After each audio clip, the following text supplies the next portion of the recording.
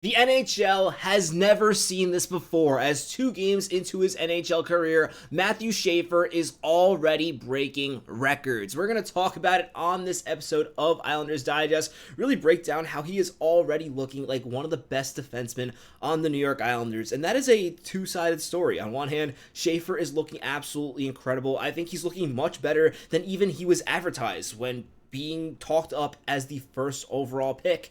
On the other hand, that also means some of the other Islanders defensemen are not playing that well, because although they don't have the same skill set as Mathew Schaefer, they have a lot of experience, and perhaps maybe a little too much experience, because they are looking very slow and very concerning. And this is going to be something the Islanders are going to have to figure out if they are going to turn things around this season. It is early, 2 games in, but the early sample size has not been good. And in addition, I also want to talk about another rookie who simply is getting overshadowed by the excellence of Mathew Schaefer early on. Before we get into that, I do want to thank you all. We've hit 1,800 subscribers on this channel. The support has been absolutely incredible. Now let's talk about Mathew Schaefer's first NHL goal, and what a goal it was. Between the whole fiasco of the Capitals trying to overturn it due to a hand pass, which clearly was not the case. In order for it to be a hand pass, it has to be, well,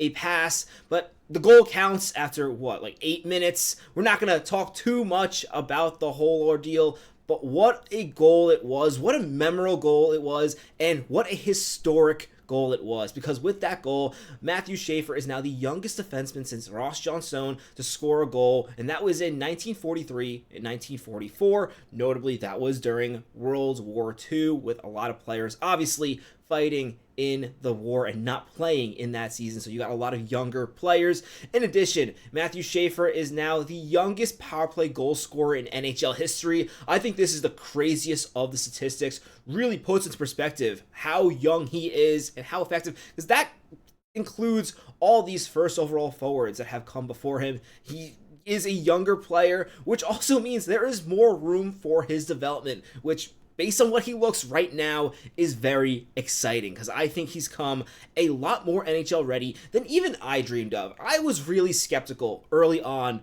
if it was the right decision for him to go to play the NHL right away. I wanted him to play college, and honestly, he is clearly way too good to be playing in the NCAA. At this point, I said it in the last video, some of you were still unsure. I think at this point now, it is very clear this is not going to be a 9-game tryout for Mathew Schaefer. He is going to be staying on the Islanders. He played 26 minutes last game, which he's the 7th player to do that in one of his first 2 NHL games, and that's a little bit of a cherry pick stat there, but it just shows how much trust the Islanders have him so soon. And to be fair for Patrick Waugh, he had no choice to trust Mathew Schaefer in this game. He was one of the best players on the team. Bo Horvat said it. If you look at all the advanced stats, and I don't always love to just analyze the advanced stats, because there's more to a game than just this chart, but him being the 2nd highest ranked Islander on this chart, it goes from top to bottom.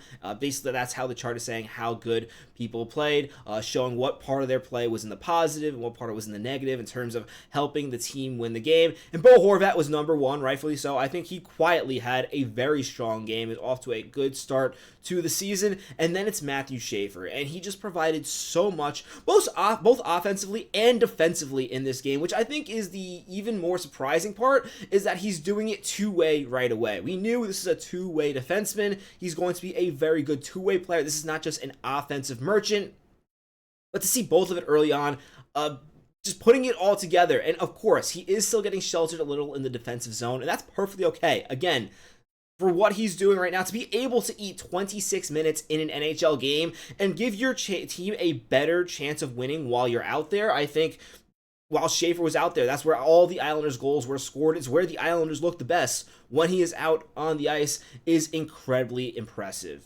On the other hand, other defensemen not off to a hot start for the New York Islanders. This is a concerning story at this point. For me, the most concerning with the eye test is Ryan Pulock. Now, if you look at this chart, it says it's Alexander Romanov, who played the least amount of minutes in last night's game. For Schaefer to be playing 26 minutes in a game, that means other defensemen on this team are not playing that many minutes.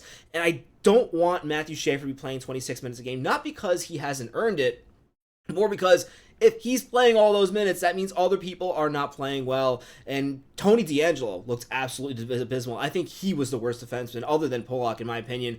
Ryan Polak looks really rough.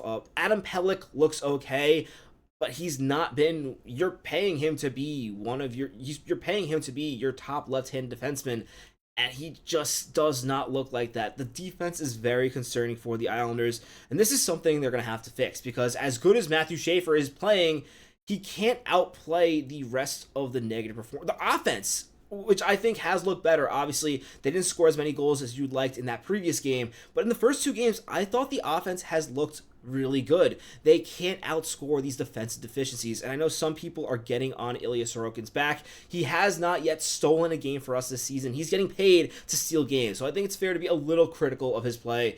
But these goals are not Ilya Sorokin's fault. You look at that one goal where they just leave a player in the center of the ice. Adam Pelech and Ryan Polak are just watching him. It's happened too many times now for it to say, like, oh, it's just early in the season, because this was a concern all last season. And I'm beginning to fear that players like Adam Pelech, Scott Mayfield, Ryan Polak, even Alexander Romanov don't quite fit into Patrick Waugh's defensive system. And there are two things you can do there. You can either move the players and find other players who do fit in your system, or what I think needs to happen, Patrick Waugh needs to adjust the system a little bit, because this is not going to work. If the Islanders keep on playing like this and trying to outscore their defensive problems, they are not going to win really many games at all. They haven't won a game yet. And if they don't fix this, it's going to be a while before they figure it out. And they have to figure it out fast, because you have a high-octane offense coming up in the Winnipeg Jets. And after that, it is the Edmonton Oilers. And it definitely cannot be a situation where you're playing Mathew Schaefer 26 minutes against Connor McDavid. In a year or two, absolutely, I think he can handle that assignment. Right now, that's just completely unfair for a rookie player. And these veterans need to step up. Now, on a lighter note, I will say, Maxim Shabanov, well, first, I do want to cover, Patrick Waugh said that Mathew Schaefer was his best player tonight, and he did pass that eye test. In fact, while the chart says that Bo Horvat was the best player, I think Mathew Schaefer just was the best player on the ice. And what's really exciting for Islander fans is we were talking about how long is it going to take him to overtake that first power play. Now, Patrick Waugh is known to mix stuff around, so it doesn't mean it's permanent, but he's already taken over that PP1 unit. And as soon as he took over, it went from looking absolutely dead to not even just a decent Islanders power play unit. What they had last night looked like a good power play, like the power play that other teams run against us all season long. And that is just a testament to how good Mathew Schaefer is. And he added, he's not worried about the 17 games. I'm not either. In fact, I think if Mathew Schaefer played the full season in the OHL, we wouldn't have been talking about sending him to college. We wouldn't have been potentially sending him back to the OHL. Because this kid played so few games, I think there was a lot of question marks on what it was going to look. And I think people were really lowering their expectations. And now I think there's been a bit of a reset. I'm not going to put too many expectations off these two games, just because I don't want to put pressure on him. He does not deserve that. But I will say, all these people saying that he really had no chance at winning the Calder this year, he's looking like one of the front runners. We were talking about how Ivan Demidov was the runaway favorite.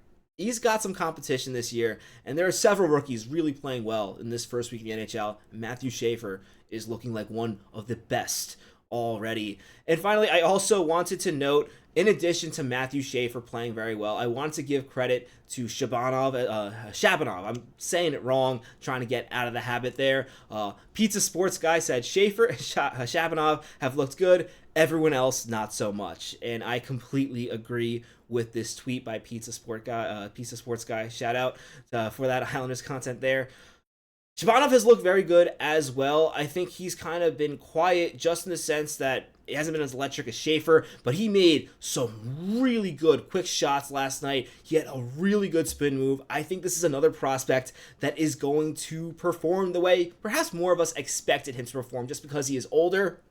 There were some questions about the size. Let me know in the comments what you think now. I don't think the size is going to be concerning at all. I think he's going to score more goals than we expected to. I would not be surprised if Shabanov is able to put up at least 25 goals for the Islanders this season. Not expecting it, but I would not be surprised at all. Let me know let me know what you think in the comments below about Mathew Schaefer's first 2 games, Shabanov, or the rest of the Islanders' performance. We're going to be talking more seriously tomorrow about the lines because there's some concerning stuff there before the game against the Winnipeg Jacks. But I'd love to hear your thoughts in the comments below.